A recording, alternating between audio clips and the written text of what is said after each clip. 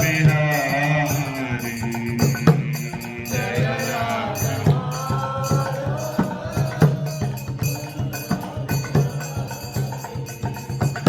जय राधा माधव कुंज बिहारी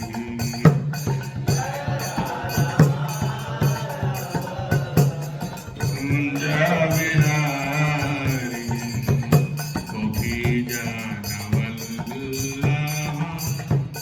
गिरिवारधारी गोपी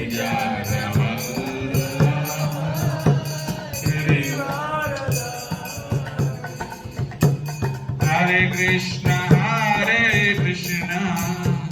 कृष्ण कृष्ण हरे हरे हरे राम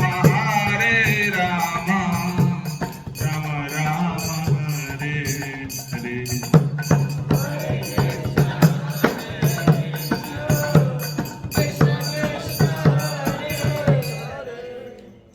हरे राम राम राम हरे हरे कृष्ण कृष्ण कृष्ण हरे हरे हरे राम राम राम हरे हरे कृष्ण कृष्ण हरे हरे हरे राम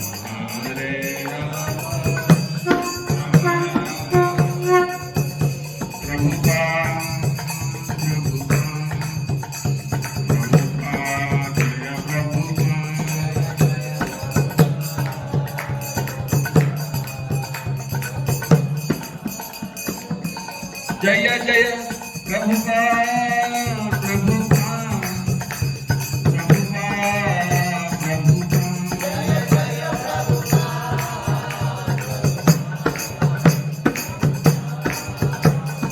गीताय गौर हरि बोल हरि बोल हरि बोल हरि बोल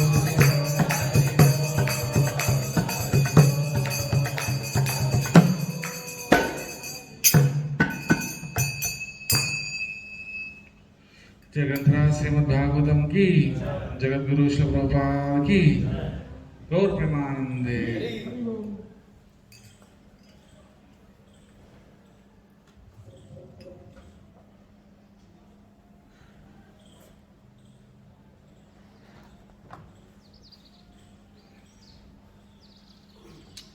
This morning we are reading from Srimad Bhagavatam, Canto 1, chapter number 17, entitled Punishment and Reward of Kali. Text number 12.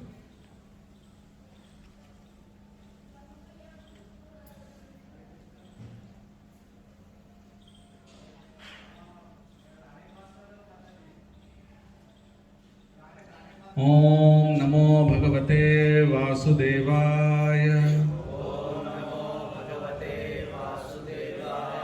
ओम नमो भगवते वासुदेवाय ओम नमो भगवते वासुदेवाय नारायणं नमस्कृत्य नरं चैव नरोत्तमं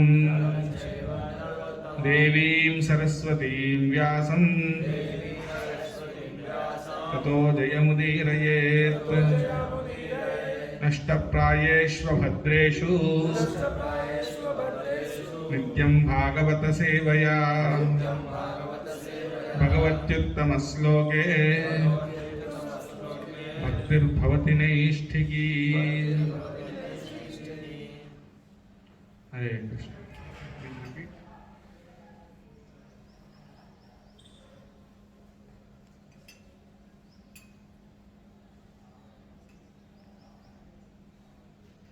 कहा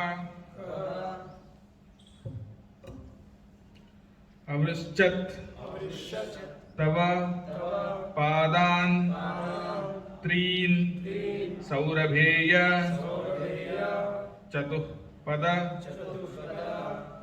मा भुवन् त्वादृशाः राष्ट्रे राज्ञां कृष्ण अनुवर्तिनां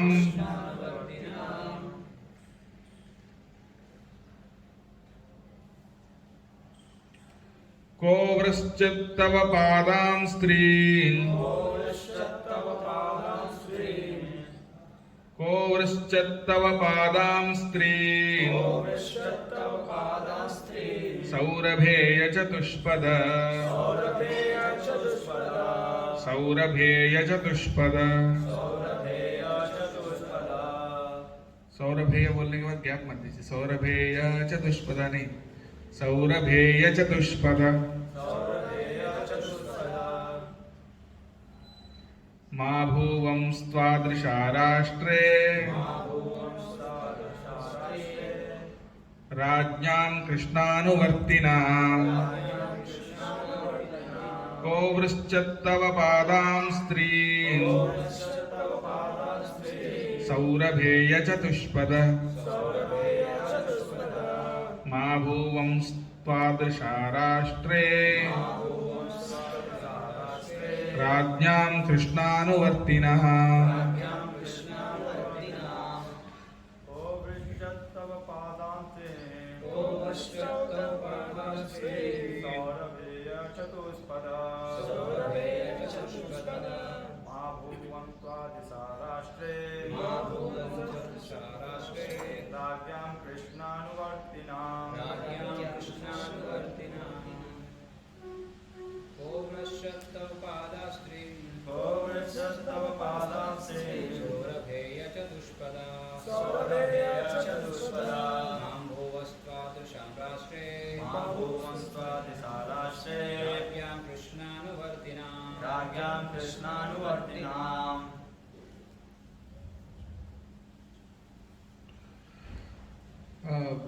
हिंदी में पढ़िए। अनुवाद। उन्होंने महाराज परीक्षित ने बैल को बारंबार संबोधित करते हुए इस तरह पूछा, हे सुरभि पुत्र, तुम्हारे 3 पांवों को किसने काट लिया है?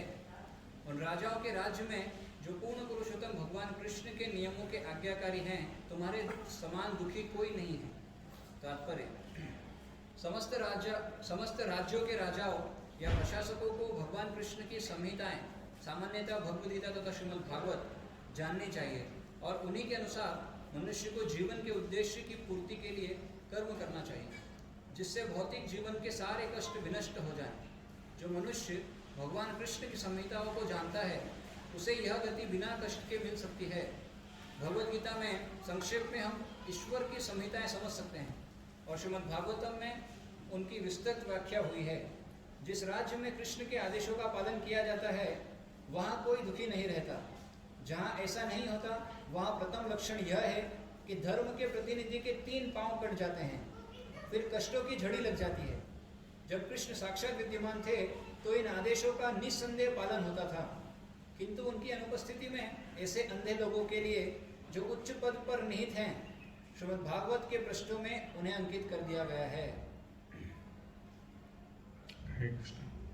ओम अज्ञानतिमिरान्धस्य ज्ञानाञ्जनशलाकया चक्षुरुन्मीलितं येन तस्मै श्रीगुरवे नमः।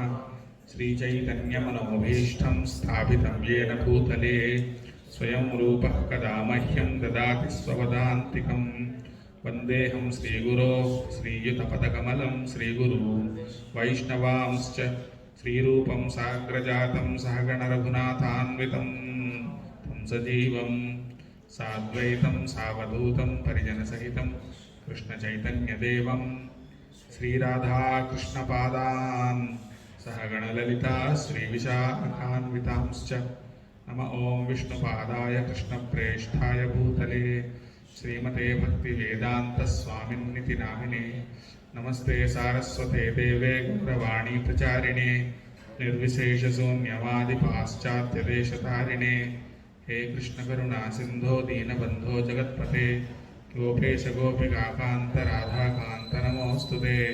तप्त कांचन गौरांगी राधे वृंदावनेश्वरी वृषभानुसुते देवी प्रणमामि हरिप्रिये वाञ्छाकल्पतरुभ्यश्च कृपा सिन्धुभ्यैव च पतितानां पावनेभ्यो वैष्णवेभ्यो नमो नमः। जय श्री कृष्ण चैतन्य प्रभु नित्यानंद श्री अद्वैत गदाधर श्रीवासादि गौर भक्तवृंद। हरे कृष्ण कृष्ण कृष्ण हरे हरे, हरे राम राम राम हरे हरे। हरे कृष्ण। इस अध्याय में परीक्षित महाराज कली को दंड देते हैं, उसका वर्णन किया गया है। तो वो अपने राज्य में भ्रमण करते हुए उन्होंने देखा कि कली के लक्षण, कलियुग के लक्षण शुरू हो गए। तो उन्होंने अपने रथ को उस पर आरूढ़ होकर निकल गए और देखने के लिए कि ये कली के लक्षण कहाँ से आ रहे हैं, क्या चल रहा है अपने राज्य में। तो फिर अपने भ्रमण में जो देखते हैं, गाय और बैल दुखी अवस्था में, बैल के 3 पैर कटे हुए हैं और एक शूद्र व्यक्ति, वेशभूषा में तो क्षत्रिय लग रहा है, पर वो इस बैल पर अत्याचार आक्रमण कर रहे हैं और उनके 3 पैर तो कटे हैं, चौथा भी काटने के पर तुले हुए हैं। तो ये दृश्य देखकर तुरंत वो अपने तलवार उठाते हैं और उस बैल से प्रश्न करते हैं। पिछले कई श्लोकों में हमने सुना है कैसे परीक्षित महाराज उस बैल से, उस धर्म रूपी बैल रूपी धर्म, बैल जो है धर्म का प्रतीक है और गाय जो है पृथ्वी, धरती का प्रतीक है। तो ये जो बैल के रूप में जो धर्म, स्वयं धर्म है, जो खड़े हैं वहां पर, उनके 3 पैर कट चुके हैं। वो 3 पैर कौन से हैं? धर्म के 4 पैर होते हैं। जैसे बैल के 4 पैर होते हैं, उसी प्रकार से धर्म के 4 पैर हैं। कौन से? तपः शौचम दया सत्यम इति पादाः कृते कृताः। तपः शौचम दया सत्यम, तपस्या, स्वच्छता, दया और सत्य, ये 4 पैर हैं। तो उनमें से 3 तो कट चुके थे तब तक। कौन से? सत्य छोड़कर बाकी 3, तपः, शौच और दया। तो उस अवस्था में जब उनको देखते हैं, वो प्रश्न करते हैं कि आपको ऐसी अवस्था किसके द्वारा हुई, किसने किया आपके साथ? तो बोलते हैं कि आपका दुख जो है वो हमारा जो कुरुवंश के ऊपर और जो पांडव हैं उन लोगों के ऊपर भी एक धब्बा, आप दुखी हो, वो चीज जो है धब्बा है। तो इसीलिए आप आज के श्लोक में बोल रहे हैं कि को अवृश्चित तव पादाम स्त्रीन, आपके 3 पैरों को किसने काटा? समझ में तो आ रहा है कि उसी ने काटा है जो कली पुरुष वहां खड़े हैं, लेकिन प्रूफ लेना पड़ेगा ना, उनका बयान भी लेना पड़ता है ना, किसने काटा। जब वो बयान देते हैं कि इनने काटा तो प्रूफ हो जाता है, मतलब इसलिए पूछ रहे हैं। ऐसा नहीं कि उनको पता नहीं है, बट पूछ रहे हैं उनसे कि उनका बयान ले लें, वो खुद कहें कि इनने काटा है। तो किसने काटा आपके 3 पैरों को? अवृश्चित, किसने काटा? 3 पादान तव, आपके 3 पैरों को किसने काटा? सौरभेय चतुष्पद, सौरभेय यानी सुरभि के वंशज, चतुष्पद 4 पैर वाले। मां भूवम स्वादृशा राष्ट्रे राज्ञाम कृष्णानुवर्तिनाम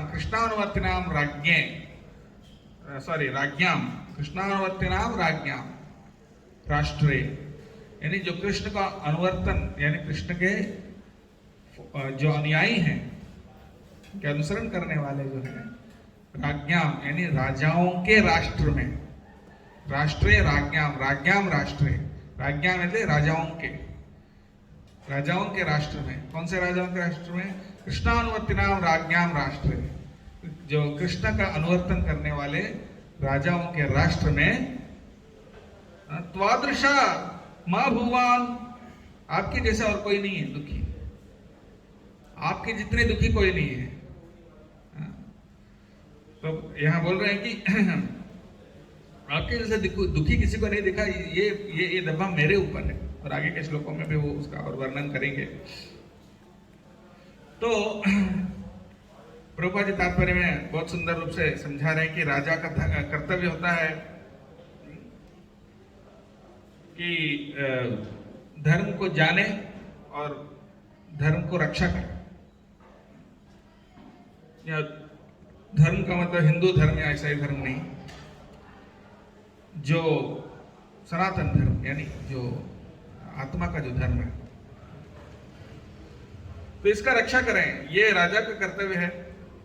और ये भी बता रहे हैं कि जिस राज्य में इसको इस धर्म को पालन किया जाता है, सब लोग खुश रहते हैं, कोई दुखी नहीं रहता। जब भगवान थे तो धर्म का पालन होता था, करने होते तो भगवान खुद उपस्थित थे और जो असुर थे उनको वध करते थे, तो धर्म को स्थापना करते थे। पर जब भगवान नहीं है तो उनकी अनुपस्थिति में कौन है? भागवत। तो धर्म के जो नियम है वो भागवतम में लिखे गए हैं, जिसके द्वारा हम समझ सकते हैं। ये प्रभुपाद जी ने बताया।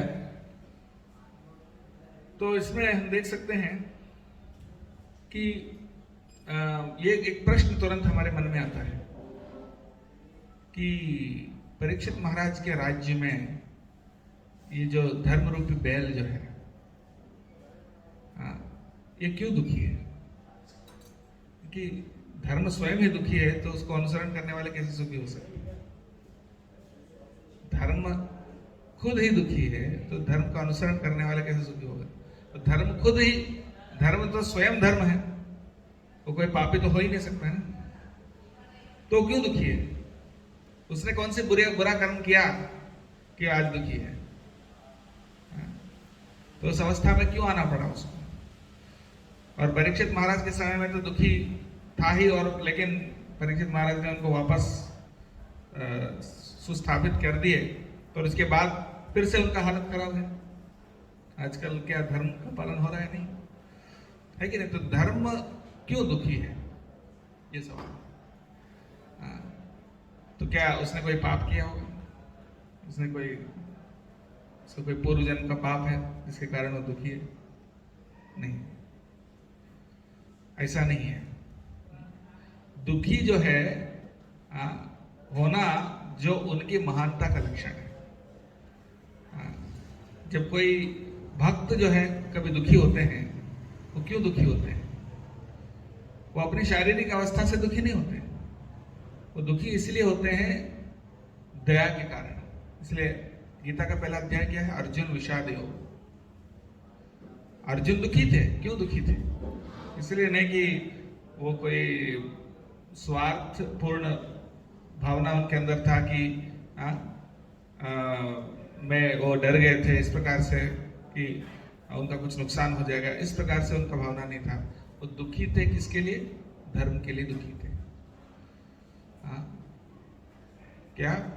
स्त्रीषु दुष्टासु वार्ष्णेय जायते वर्ण संकर है क्या? अधर्मो अभिभवत्युत, वो कौन सा श्लोक है वो? इसमें ये बोलते हैं अधर्म बढ़ जाएगा। किससे अधर्म बढ़ जाएगा? उससे पहले वाला, स्त्रीषु दुष्टासु से पहले वाला श्लोक। अधर्माभिभवात् कृष्ण प्रदुष्यन्ति कुलस्त्रिय, उससे पहले वाला। अधर्मो विभवत्युत, धर्मे नष्टे कुलम कृत्स्नम अधर्मो विभवत्युत। नष्टे कुलम, ये जो कुल का नाश जब होगा तो अधर्म बढ़ जाएगा। तो कुलक्षये प्रणश्यन्ति कुलधर्मा सनातनाः, धर्मे नष्टे कुलम कृत्स्नम अधर्मो अभिभवत्युत। कि जब कुल का नाश होगा, कुल धर्म नाश होगा, और कुल धर्म जब नाश होगा तो अधर्म बढ़ेगा, ऐसा बोलता है। तो ये उनका दुख था अर्जुन का। अर्जुन का दुख ये नहीं था कि मेरा राज चले जाएगा या फिर मैं सुख नहीं भोग पाऊंगा। पहले ही बोलते हैं नकांक्षे विजयम कृष्ण विसराज्यम सुखान से किन्नो राज्य न गोविंद किम भोगे जीविता नवा। मुझे राज्य या इसका सुख भोगने का इच्छा नहीं है। तो उनका दुख किसके लिए था?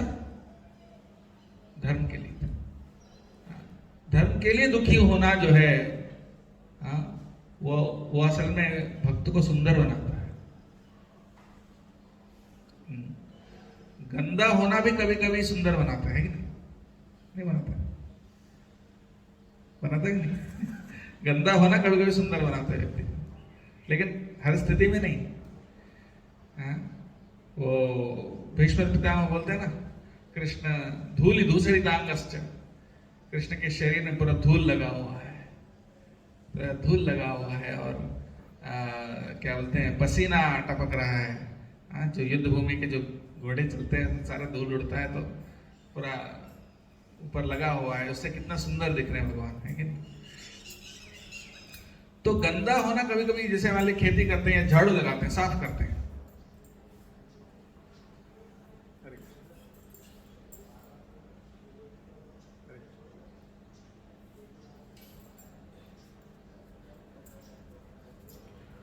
तो जब झाड़ू लगाते हैं, टॉयलेट साफ करते हैं, तो गंदे होते हैं कि नहीं होते? होते हैं। तो उस गंदे अवस्था में भक्त भी सुंदर दिखते हैं, ऐसा नहीं? तो कहने का मतलब यह है कि लेकिन वो जो गंदा होना या दुखी होना जो है, वो कोई कलंक नहीं है, वो इनफैक्ट उनकी सुंदरता को और बढ़ाती है। तो भक्त भी दुखी है असल में। अगर मान लीजिए किसी के घर में आप गए, है ना, और वो घर में अगर वो लोग मान लीजिए सिर्फ जो भी खाते हैं, अच्छा खाना नहीं बना हो, तो आप भी वही खाएंगे ना। वो घर में जिस स्थिति में वो लोग रहेंगे, वैसी स्थिति में हमको भी रहना पड़ेगा। उसी प्रकार से जब भक्त भी आते हैं इस दुनिया में, इस दुनिया का जो भी पाप कार्य होते हैं, उसका प्रभाव कभी कभी भक्तों के ऊपर भी पड़ता है कि नहीं? क्योंकि हम उसी दुनिया में रह रहे हैं ना, हम कोई दूसरे दुनिया में तो नहीं रह रहे, उसी दुनिया में आए हुए हैं और उसी दुनिया में रह रहे हैं। तो इसलिए उस दुनिया का जो भी पाप और पुण्य जो भी चल रहा है, उसका कुछ हिस्सा भक्तों को भी लेना पड़ता है, और उससे उनकी जो महिमा है, उसमें उसका कोई ठेस नहीं पहुंचता, उसका कोई हानि नहीं पहुंचता। हाँ, तो इसीलिए कभी कभी हम देखते हैं, फॉर एग्जाम्पल श्रील प्रभुपाद जी भी जब अमेरिका गए थे, तो उनको भी वहां के स्थिति के अनुसार ही रहना पड़ा। वहां का ठंड, वहां की गर्मी, और वहां वो अपना खाना भी उसी फ्रिज में रखना पड़ा जहां मांस रखते थे, है कि नहीं? तो कहने का मतलब यह है कि उनका ऐसा नहीं कि उससे उनकी महिमा कुछ कम हो गया, ऐसा नहीं। उसी प्रकार से जब भक्त कभी कभी दुखी होते हैं, ऐसा नहीं कि अपनी भौतिक दृष्टि से दुखी होते हैं, या अपने स्वार्थ के लिए, या अपनी खुद की लाभ नुकसान के लिए दुखी होते हैं। वो दुखी इसलिए होते हैं, दूसरों का दुख देखकर दुखी होते हैं।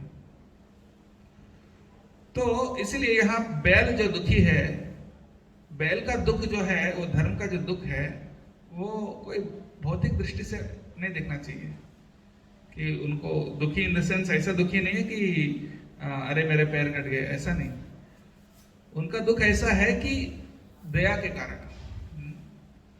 तो बैल अपने लिए नहीं बल्कि समाज के लिए दुखी है, ये समझ। तो भक्त भी ऐसे दुखी होते हैं, हमको भी दुखी होना पड़ेगा। दुखी होंगे तभी प्रचार करेंगे ना, तो दुखी नहीं होंगे कैसे प्रचार करेंगे? और देखें कि समाज कैसे जा रहा है, समाज में क्या चल रहा है, हाँ, कैसे अनाचार, व्यभिचार, दुराचार सब बढ़ रहा है। हाँ, भगवान की चेतना पूरी तरह बहुत कम है लोगों में, और कम होते जा रहा है। इसको देख के हमें क्या होना है? सुखी होना है कि दुखी होना है? दुखी होना पड़ेगा। जब दुखी होते हैं तभी हम कुछ, उससे दया आती है। हाँ, इसीलिए अर्जुन का जो विषाद है, जो दुख है, वो दुख जो है कृष्ण की कृपा को पैदा करती है, आकर्षित करती है। तो इसीलिए भगवत गीता भगवान ने अर्जुन को सुनाया दूसरे अध्याय से। हाँ, तो दुखी हमेशा नहीं रहेंगे भक्त को दुखी तो देख नहीं सकते ना भगवान, भक्त को दुखी देख नहीं सकते। तो जब भक्त दुखी होते हैं दूसरों का दुख देखकर, उनका दुख को, भक्तों का दुख को दूर करने के लिए समाज का भी दुख भगवान दूर करते हैं। समाज के लिए तो भगवान डायरेक्ट इंटरफेयर नहीं करते, जाने दो भाड़ में, जैसे जाना है वहां छोड़ के गए वो लोग, जाने दो कहीं पे भी जाना है। लेकिन जब भक्त उनको देखकर दुखी होते हैं और प्रार्थना करते हैं, तो भक्तों का दुख दूर करने के लिए भगवान आकर उनको भी उद्धार करना पड़ता है, ऐसा।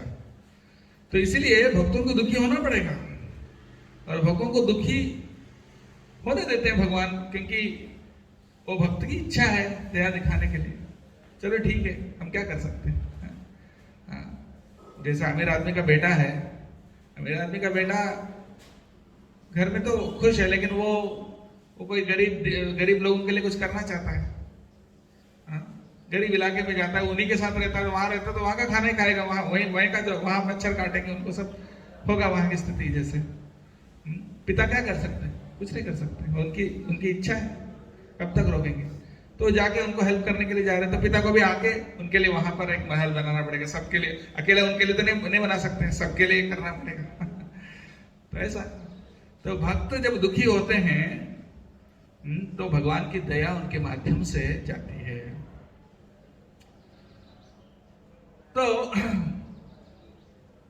तो उनकी दया है, दयावश दुखी होते हैं। और क्योंकि भगवान के ऐसी उनका गुण है कि जब अपने भक्तों को दुखी नहीं देख सकता, उनको और खुश करना चाहते हैं। लेकिन भक्त कब खुश होंगे? जब सब खुश होंगे। जैसे महामान प्रभु जी हमेशा वो कहानी बताते हैं ना, नंद महाराज यशोदा माई बोल रही थी कृष्ण को कि जूते पहन के चल, तो बोले 9 लाख गाय हैं, सबके जूते पहनाओ, तब मैं जूता पहनूंगा। ऐसे भक्त होते हैं कि सब जब सुखी होते हैं, सभी लोगों को कृष्ण भक्ति मिलती है, तभी भक्त भी सुखी रहता है। तो भक्त को खुश करने के लिए भगवान सबको दया दिखाते हैं। तो इसलिए भगवान की दया जो है डायरेक्टली नहीं मिलता है, भक्तों के माध्यम से इसलिए मिलता है कि भक्त प्रार्थना करते हैं तो उनकी प्रार्थना को स्वीकार करते हुए भगवान कृपा करते हैं बाकी लोगों के ऊपर। अब दूसरा पॉइंट यह है कि धर्म से बार बार पूछा जा रहा है कि किसने किया, किसने किया, किसने किया।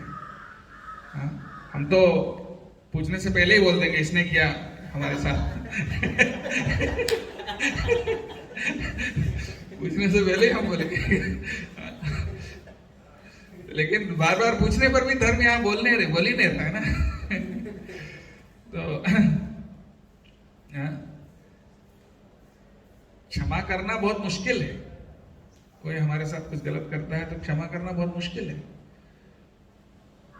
लेकिन भक्त के लिए इतना मुश्किल भी नहीं है, आसान है। क्योंकि वो समझता है करने वाला ये कौन है, भगवान ने करने दिया तो तभी तो हो पाए।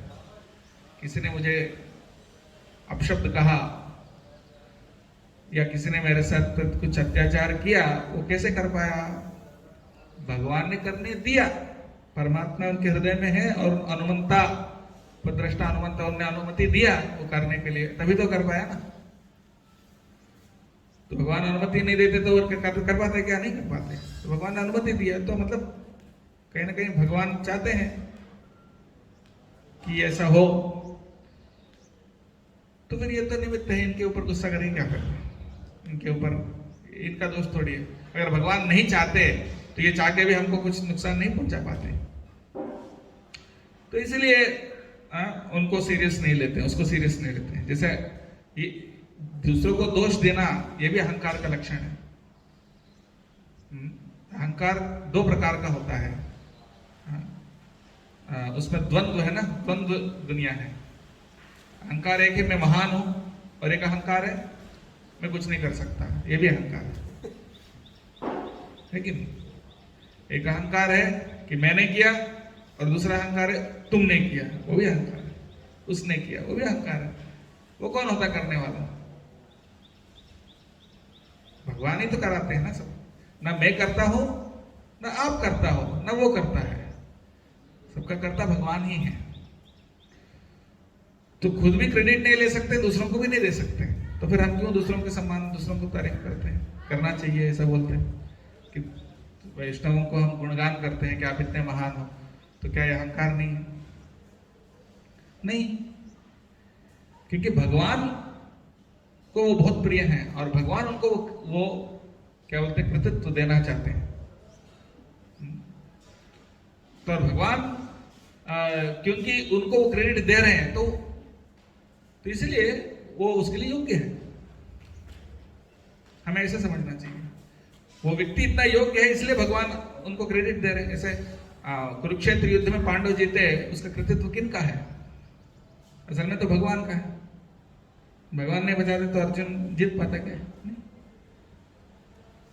लेकिन क्योंकि भगवान वो क्रेडिट अर्जुन को देना चाहते हैं, तो हमको भी उसको सम्मान करना चाहिए। भगवान वो इतना, अर्जुन इतने योग्य हैं तभी तो उनको हीरो बनाया कुरुक्षेत्र युद्ध का। वो अयोग्य होते तो भगवान क्यों देते उनको? तो इसलिए हम उनको क्रेडिट देते हैं। लेकिन कोई भी चीज बुरा हुआ तो किसी को दोष आरोपण करने की जरूरत नहीं है, क्योंकि कर्ता वो नहीं है, कर्ता भगवान है अल्टीमेटली।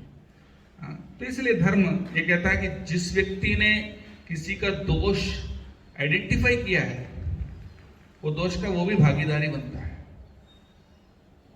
किसी ने बताया कि इसने मेरे साथ ऐसा किया, तो उसका दोष का कुछ हिस्सा मुझे भी लेना पड़ता है। हम किसी में वो दोष देख ही नहीं सकते जो दोष हमारे अंदर खुद नहीं है। जो खुद हमारे अंदर जो कमी या जो दोष या जो गलती हमारे अंदर जो चीज नहीं है, वो हम दूसरों में भी नहीं देख सकते। हम बोलते हैं ये ईर्ष्यालु है, क्योंकि हम ईर्ष्यालु हैं, इसलिए हम उनके अंदर ईर्ष्या को देख पाते हैं। ऐसा है। तो ये धर्म ऐसा कह रहा है। तो कहने का मतलब है कि भक्त भी कभी दुखी होते हैं, भक्त भी कभी गंदे होते हैं, लेकिन बाहर से, अंदर से नहीं। अंदर से गंदे हो ही नहीं सकते भक्त। क्यों? क्योंकि अंदर तो भगवान बैठे हुए ना, भगवान तो साफ करते हैं। तद्यंतोस्थौ ह्यभद्राणि विधुनोति सुहृत् सताम। हृदय में जितने गंदगी है, जितना मल है, वो भगवान खुद साफ करते हैं। तो इसलिए भक्त अंदर से गंदे नहीं हो सकते हैं, बाहर से कभी कभी हो सकते हैं, लेकिन वो गंदगी भी, जैसे भक्त रसामृत सिंधु में रूप गोस्वामी बताते हैं कि भक्तों का दोष चांद के ऊपर धब्बे जैसे। चांद के ऊपर जो धब्बे होते हैं, चांद को क्या उसकी सुंदरता को कम करते हैं? नहीं। चांद के ऊपर जो धब्बे हैं वो उसकी सुंदरता को और बढ़ाते हैं। तो उसी प्रकार से भक्तों के दोष, तथाकथित दोष जो हैं, वो उनको खराब नहीं बनाते, उनको और अच्छा सुंदर बनाते हैं। जैसे बच्चा कभी कभी उनकी भाषा टूटा फूटा कुछ शब्द निकालता है, कुछ बोलता है, तो कोई बोलते हैं क्या इसका व्याकरण सही नहीं है इस बच्चे का बातों में, या उसको उच्चारण सही नहीं है, इससे उपयोग नहीं, तो उसके ऐसी बातों में ही लोग आनंद लेते हैं। कितना अच्छा बोल रहा है, कितना मीठा बोल रहा है कि नहीं? तो भगवान भी भक्तों के दोषों में आनंद लेते हैं। लेकिन हम शुद्ध भक्तों की बात कर रहे हैं, ऐसा नहीं कि हम अपराध करते हैं तो उस दोष की बात नहीं कर रहे हैं। ऐसा नहीं कि हम नाम अपराध या कुछ ऐसा हमारी अनर्थों की वजह से जो करते हैं वो नहीं। लेकिन शुद्ध भक्तों में भी जो तथाकथित दोष, असल में दोष नहीं है वो, लेकिन वो उनको, उनकी महिमा को और बढ़ाते हैं, उनको और सुंदर बनाते हैं। जैसे प्रभुपाद जी कभी कभी अंग्रेजी में जब बोलते थे, कहीं कभी उनके शब्द उच्चारण जैसा अंग्रेजों का होता है वैसा तो नहीं था। कुछ अलग प्रकार के एक्सेंट था प्रभुपाद जी का। लेकिन अमेरिकन जो शिष्य थे वो ये नहीं बोलते प्रभुपाद को उच्चारण नहीं आता, प्रभुपाद को बोलना नहीं आता या इंग्लिश शब्दों को उच्चारण ढंग से करना नहीं आता। वो लोग क्या सोचते थे, वो जैसे प्रभुपाद बोलते थे वैसे ही वो भी बोलने लगे। वैसे ही उसको भी शिष्य फॉलो करने लगे कि प्रभुपाद जी ऐसा उच्चारण करते हैं। इग्नोरेंस को प्रभुपाद क्या बोलते हैं? इग्नोरेंस। तो उसको किसी शिष्य ने ऐसा व्याख्या दिया, इग्नोर करते हैं हम भगवान को हम इग्नोर करना यानी ध्यान नहीं देना। तो हमने भगवान को इग्नोर किया, इसलिए प्रभुपाद बोलते हैं इग्नोरेंस। शायद प्रभुपाद ने ऐसा सोचकर नहीं बोला होगा लेकिन लेकिन भक्त इस प्रकार से व्याख्या दे तो कहने का मतलब यह है कि भक्तों के जो तथाकथित दोष है वो और सुंदर बनाते हैं भक्तों को भगवान के साथ, लेकिन उन दोषों की बात नहीं कर रहे हैं जो हमारे अनर्थों की वजह से होता है। वो बद्धावस्था में जो दोष है वो अलग, हमारे काम क्रोध लोभ मोह अभी तक हमारे गए नहीं और अहंकार गया नहीं, जिसके कारण हम अपराध करते हैं। ये दोषों को वो सुंदर नहीं बनाता है, लेकिन क्योंकि जीव तत्व तो हमेशा एक सीमित ही होता है, उसकी शक्ति भगवान जैसा तो नहीं हो सकता, भगवान के बराबर तो कभी नहीं हो सकते। तो इसीलिए कुछ चीजें कमी रहेंगी क्योंकि किंतु प्रधोर यह प्रिय, क्योंकि वो जीव तत्व हमेशा जीव ही है। तो कहने का मतलब यह है कि हमको भी कभी कभी यहाँ इस भौतिक जगत में आकर गंदा होना पड़ता है। गंदा होना पड़ता है मतलब ये क्या है, बाहरी दृष्टि से कुछ जो दोष हैं इस दुनिया के वो हमें भी लेना पड़ता है, पर हमारा हृदय फिर भी साफ रखना चाहिए। और हृदय साफ रखने के लिए क्या करना चाहिए? हरे कृष्णा कृष्णा कृष्णा हरे हरे, हरे राम राम राम हरे हरे। तो भगवान का नाम का संकीर्तन जाप और भागवत कथा श्रवण, भक्तों का संग, इन चीजों से क्या होता है, हमारा हृदय शुद्ध होता है। इसलिए इसको नियमित रूप से करना चाहिए। और बाहर भौतिक जगत में जब हम प्रचार करने जाते हैं तो वहां की गंदगी कभी कभी हमको लग जाती है, कभी कभी उसका कुछ प्रभाव हमारे मन में भी आ जाता है। लेकिन इसलिए हम नियमित रूप से हम भक्ति करते रहेंगे, साधना करते रहेंगे, तो अंदर से फिर वो साफ होता रहेगा, साफ होता रहेगा। तो इसलिए ऐसा बोलते हैं कि जिस क्षेत्र में भगवान के शुद्ध भक्त रहते हैं उस क्षेत्र में हमेशा लक्ष्मी वास करती है। श्रयता इंदिरा शश्वदत्र ही, इंदिरा यानी लक्ष्मी देवी, लक्ष्मी देवी हमेशा वहां रहती हैं जब भगवान और उनके शुद्ध भक्त हो। गीता में भी क्या बोले भगवान, यत्र योगेश्वर कृष्ण यत्र पार्थो धनुर्धर तत्र श्री ही यानी लक्ष्मी, लक्ष्मी हमेशा वहां वास करती है जहां भक्त और भगवान रहते हैं। तो जिस देश में शुद्ध भक्त हैं, जिस देश में भक्ति किया जाता है, जिस स्थान में, उस स्थान में किसी चीज की कमी नहीं हो सकती है। भगवान हर चीज प्रोवाइड करते हैं, सिर्फ उसी व्यक्ति के लिए नहीं बल्कि उसके आसपास सभी के लिए, उस क्षेत्र के लिए, उस पूरे राज्य के लिए। तो इसलिए कोई भक्त किसी देश में पधारते हैं तो उस देश का सौभाग्य है। किसी राज्य में उनका जन्म होता है तो उस राज्य का सौभाग्य है कि भक्त वहां पैदा हुए हैं, ऐसा। और अमेरिका का सौभाग्य है प्रभुपाद जी वहां क्या कदम रखे है कि नहीं। तो उसी प्रकार से इसलिए हमको कोशिश करना चाहिए कि हमेशा भक्तों के संग में रहें। जब भक्तों के संग में रहेंगे तो क्या होगा, भक्तों के साथ तो लक्ष्मी जी हैं, तो हम भक्तों के संग रहेंगे तो हमारे साथ भी, हम भी लक्ष्मी जी के साथ रहेंगे है कि नहीं। गरीबी नहीं हो सकती है किसी भी प्रकार की। भक्तों के संग में रहो, ऑटोमेटिकली अमीर बन जाओगे। अमीर बनने का सबसे अच्छा उपाय क्या है, भक्तों के साथ रहो। सिर्फ भौतिक दृष्टि से नहीं, आध्यात्मिक दृष्टि से, हर दृष्टि से अमीर हो जाओ। शाश्वत हमेशा लक्ष्मी देवी वहां रहती है, 100% रहती है। बाकी लोगों के साथ कभी हो सकता है रहे, कभी ना रहे, चंचला है ना। तो लक्ष्मी देवी एक जगह नहीं रहती है, किसी के पास कभी रहती है, कुछ समय के लिए, कुछ समय के लिए नहीं रहती है। लेकिन भक्तों के साथ, शुद्ध भक्तों के साथ और भगवान के साथ जहां रहते हैं हमेशा वास करते हैं। वृंदावन में हमेशा रहती है लक्ष्मी। तो इसलिए भक्तों के साथ में रहना, भक्तों के संग में रहना, और इस दुनिया के दुख को दूर करने के लिए, इस दुनिया को दुख को देखकर हमें भी दया हमारे भक्तों के हृदय में होना चाहिए। तो सबसे मेन जो भक्तों का लक्षण क्या है, दया है। भगवान के और भक्तों के सबसे महान रक्षण दया है। तो इसलिए प्रचार करना जरूरी है। प्रचार दया का सबसे दया दिखाने का सबसे मुख्य माध्यम है प्रचार करना, ना कि अपनी अनुयायियों की संख्या बढ़ाना, ना कि एक वैष्णव आचार्य अपने भजन में लिखते हैं, मैं कुछ अनुयायी इकट्ठा करने के लिए प्रचार किया और कुछ बेवकूफ लोग जिनको कुछ ज्ञान नहीं है वो मुझे भक्त समझने लगे और मुझे फॉलो करने लगे।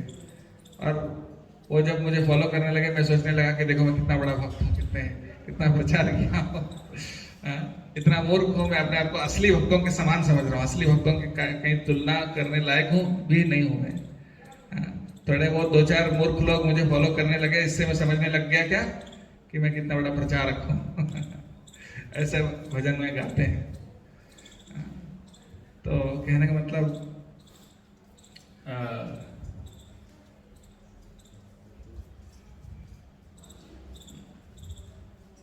तो हमारा प्रचार दया के वश होना चाहिए, न कि अहंकार के वश।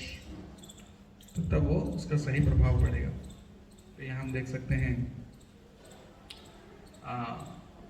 और राजा का कर्तव्य भी हम देख सकते हैं। जो क्षत्रिय है उसका धर्म है धर्म को हमेशा रक्षा करना।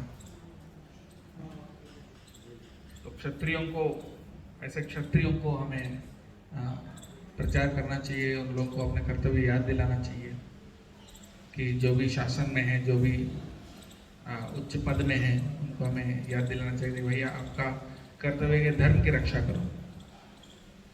धर्म की रक्षा आप करो, धर्म आपकी रक्षा करेगी। बहुत बहुत धन्यवाद। श्रील प्रभुपाद की, श्रीमद् भागवतम की। कोई प्रश्न है किसी को?